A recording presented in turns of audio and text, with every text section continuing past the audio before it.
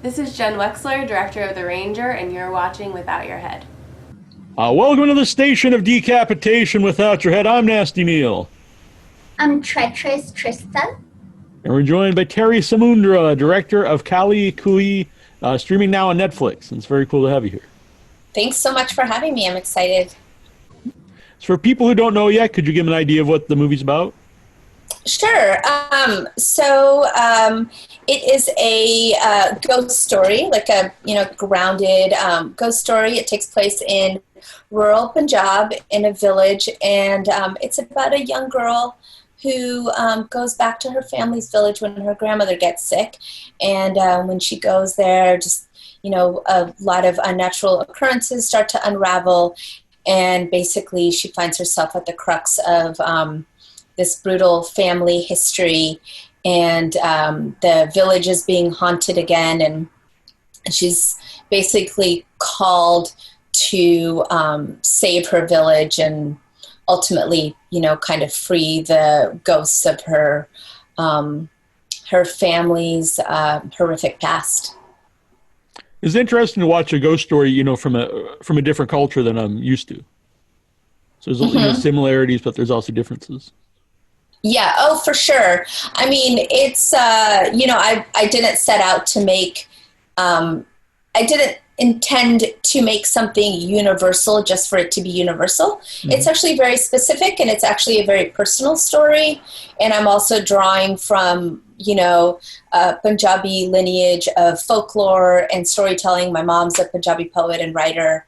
And so it definitely has this very kind of specific cultural nuance, but nobody's making ghost or horror films there. So it's, in many ways, it's new. I was going to ask about that. I didn't know, like, in India, if they make a lot of horror movies or if people, watch them. Yeah, I don't know. I don't think there's a lot of horror films being made in India, if very many at all. I've watched a couple of them.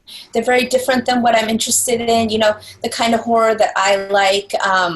I love like Jennifer Kent's Babadook, and I love The Wailing. I watch a lot of Korean horror.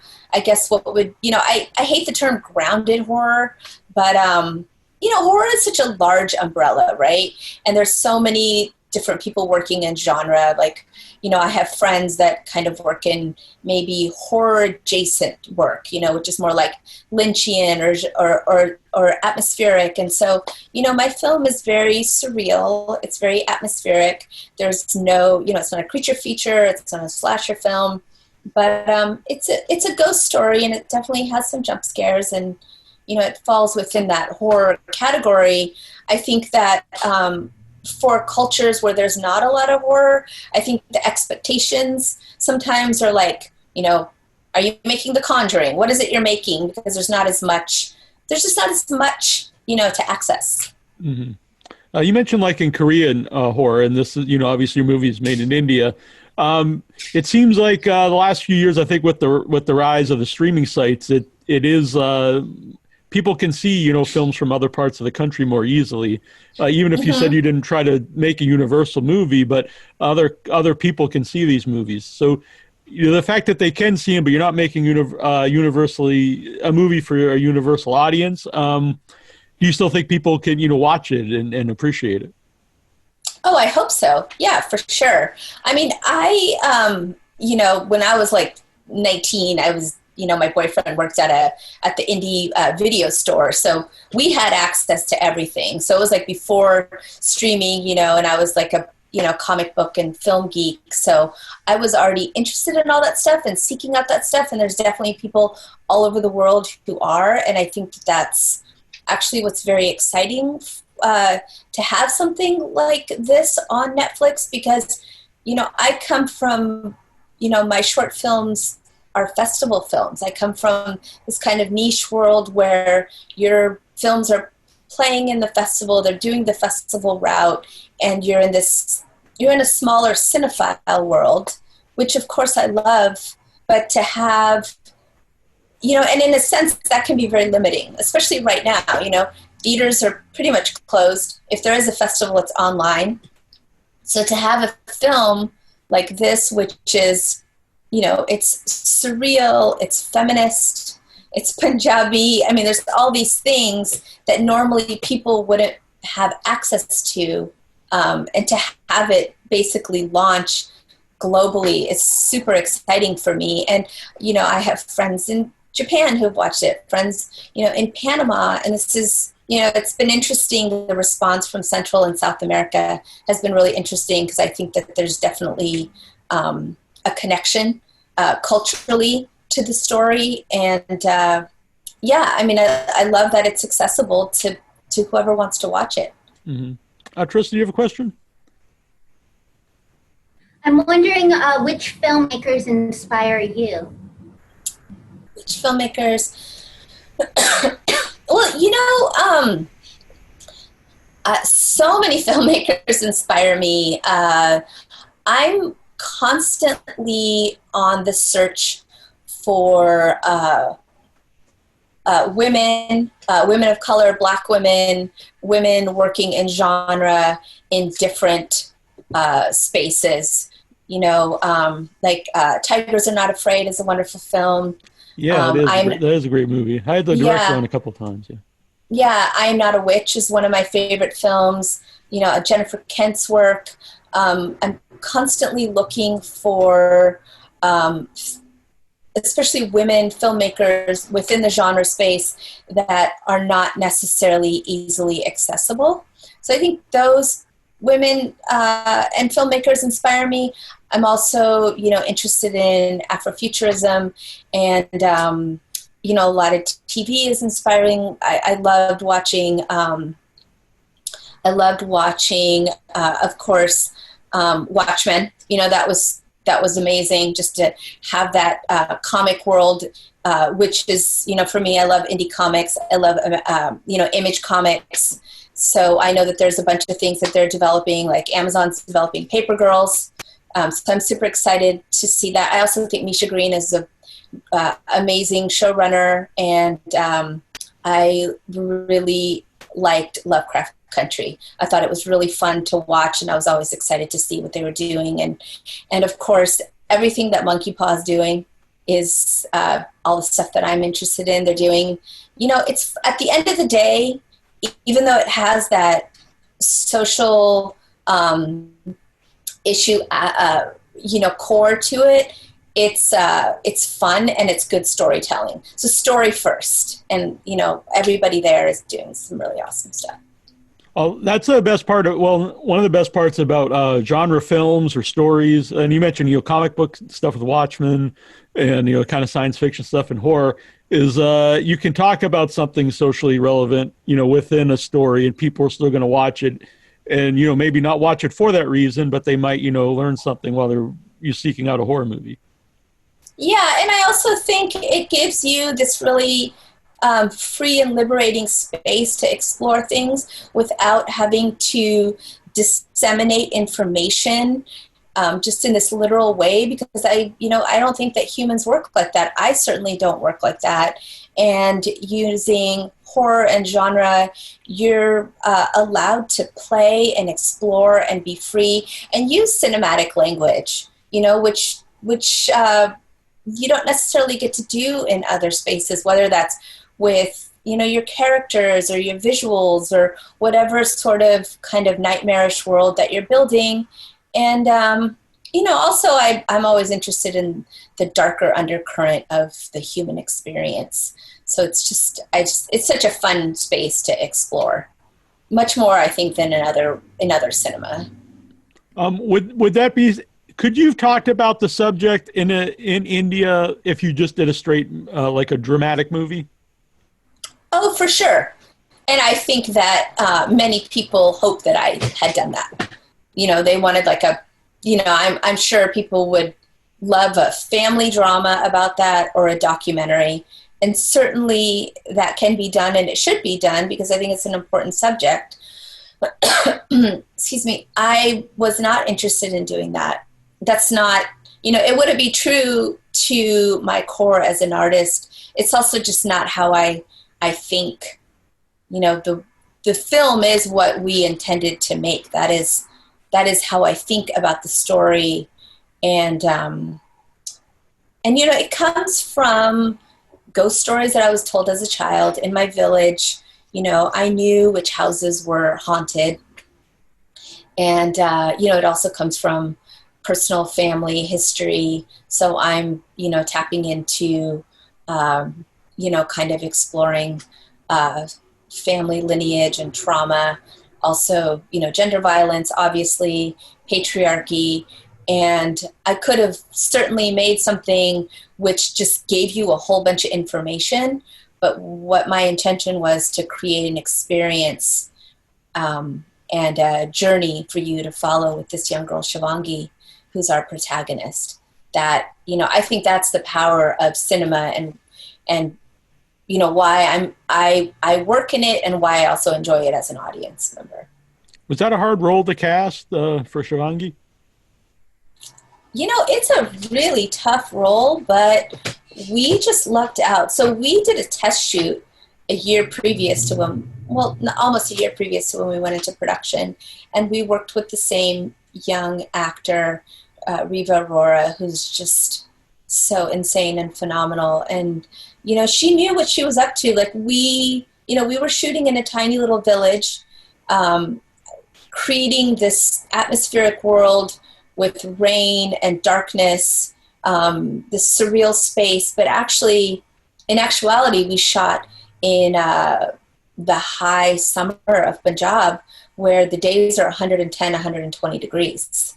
And in this teeny tiny little village on the border of Punjab and Pakistan. And half of our production days were night shoots. And so that's a lot to ask of a child.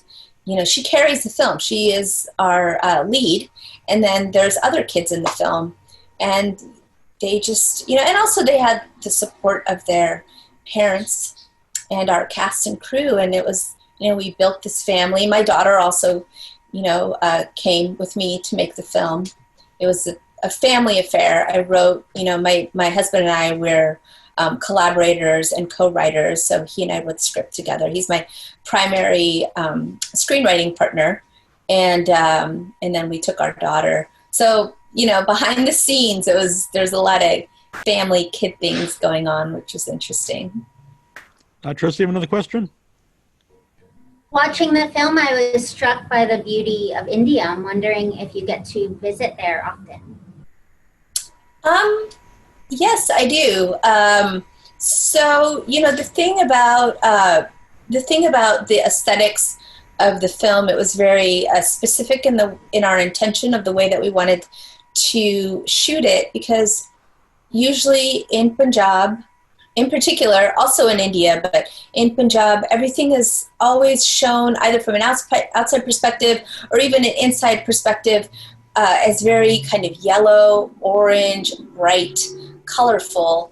And in many ways, yes, that is true to the landscape. But, my experience of the village was always this, I think also with my vivid imagination, it was always this kind of dark and eerie space, especially at night, around my, my masi, my aunt, she cooks on a chula, which is an outside stove. And of course we have a kitchen, but she prefers that. And then you sit around the chula and all of the women would tell ghost stories. And it was their way, of course, of passing on stories. And as I got older, I started to kind of, take apart those ghost stories, and you're like, oh, that's actually a real thing that happened in my family or to the woman next door. There's this house next to our house. And I started to realize as I got older, the stories that were told around the fire at night, these were actually things that happened. And so I wanted to, I was gleaning from that well. And then also the aesthetics and visuals were intentional because, India is really not shown in this kind of fairy tale, darker, colder, blue aesthetic. And so it's actually quite different. And yeah, India is so beautiful. It's so cinematic. And the film is a really beautiful film. I worked with an incredible cinematographer who is really interesting because he actually doesn't like to work with practical lights. So we hardly had any practical lights, which is crazy. Yeah, I had in my notes that the lighting to me is great because you mentioned the fire, and it really captures the faces of the women, and even just there's a lot of sparse lighting, so it's like you could tell that it would be lighting that should be there as opposed to like you could tell that it's lit up just so you could see something, and really where would this light be? But in all the scenes, it looks like it would be lighting that would actually be in the area. Oh, totally. Yeah, he would always say that to me. He's like, so where would the light come from? And I was like, Sejal, this is a film. He's like, no, we need to address that question. Like, he considers himself anti-lighting. And, most cinematographers are always, you always think of cinematography. It's like, the lighting, the gaffing. And, of course, lighting is so important to him. But his lighting, he actually calls it anti-lighting, which was a really fun and different approach to generally it really the way worked films for are me. shot. It's one of like I said, I wrote in my notes because it really was a highlight of the movie for me. It adds a lot, to the ambience of the film. Yeah, for sure. You said it was your husband that you co-wrote the movie with? Mm-hmm. So how long have which came first, I guess, the marriage or working together in script? Well, we actually met working on a film. He's a cinematographer. So I think it was just a natural evolution from there. And, like, for example, right now with the pandemic and, you just, and also just working in film, you don't know what's going to happen. Nothing happens until the film is released. Nothing is certain. But the one thing that you can control is you can write. And so that is really our place of creative liberation, I guess. We can write. Like, we're always developing and kind of setting deadlines to write. And if I can get in a couple of pages every day, that's nice. And it's fun to live in a house with, your collaborator and co-parent. I mean, it's also nutty. It's crazy because we're not inhibited. I have had other creative collaborators, and I do love working with other collaborators. I mean, film and screenwriting is a collaborative process, but with the both of us, it's like we will just, go to task about a character or a storyline, and we'll fight it out. And but it's good because we're very honest. You don't have to hold back. Like I think if he thinks I have a stupid idea, or I think he does, I'll just say it. Like, listen, this isn't working. Whereas like maybe with somebody else, you have to kind of like, use be appropriate and be kind. We don't. And we respect each other. We've been doing it for a while now, where it's like we know the end goal and what we're going. We've gone through the process enough to where when you're in that dark tunnel or you're in the weeds, you're going to find your way out eventually. Now, you mentioned festivals and doing shorts before. Did KAALI play any festivals before going to Netflix? No, it didn't actually, because it's a Netflix original. So they, it's a little tricky. Like sometimes they'll have something that's branded as an original, but it's an acquisition. Right. So no, totally. So with this project, actually, they greenlit it from the script stage. So there really wasn't an intention to go to a festival. I mean, I think certainly it's an art housey, festival film, and we could have done that, but we're in the middle of a pandemic, so it's like the best thing to do is to get your film out there, and you couldn't find a better place than Netflix right now. Yeah, that's true. Trista, you have another question? You've made several short films, and I'm wondering if those are available for people to watch online. They are, yeah. I mean, you could just go to my website, and I think it goes directly to my Vimeo. They're all, and those were all films that I made super guerrilla style. That's generally my style of filmmaking. So this was also an interesting experience for me because, I come from this really kind of like DIY punk rock world where you're like, you just get like 3 or 4 people together and you make your film. Like my last film, well, 2 films in India, but a short film that I made in India, I mean, it was literally like my aunt is in it. It's my family's house. Walter was the DP, the kids. I mean, it's my entire family and my village.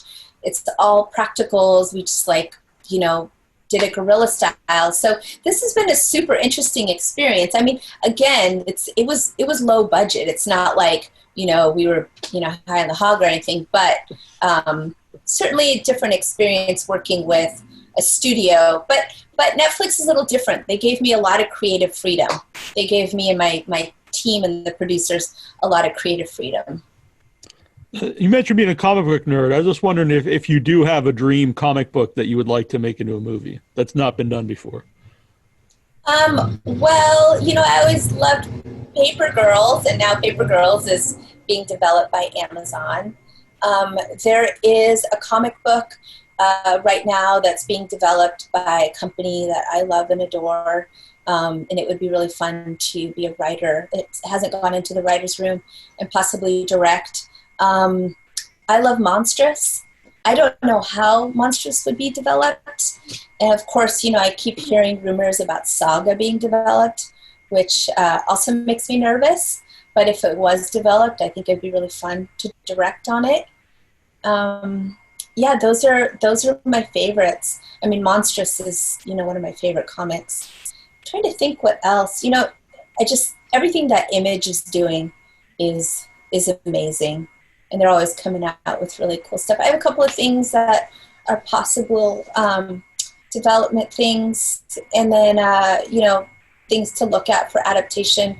I have a series which is, in essence, is a graphic novel that we've developed into an episodic series. So that's really the dream project. But we'll see. Nothing is anything until it's right. So it's done. Yeah, I have a lot of things like that. But yeah.